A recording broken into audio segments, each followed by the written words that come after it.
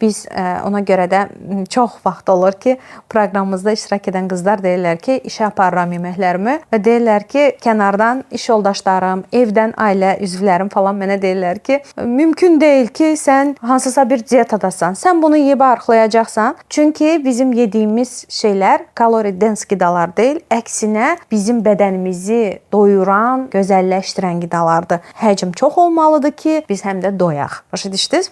Ona görə də yaşıl qidalarımızı düzgün bir formada rasionumuza daxil etməliyik. Hansı formada daxil etməliyik, indi onu da deyəcəm. Kilo itirmə prosesində bizim bədənimizə çox lazım olan 2 qida növü var. Zülallar və liflər. Çünki bizim dərimiz kilo vermə prosesində bədənimizə uyğun bir şəkildə elə bir formada kiçilməlidir ki, sallanma olmasın, dəri büzüşməsi olmasın. Buna görə də biz maksimal şəkildə dərimizin elastikliyinə xidmət edən qidaları seçməliyik. Bu qidalar da hansılardır? Zülallar.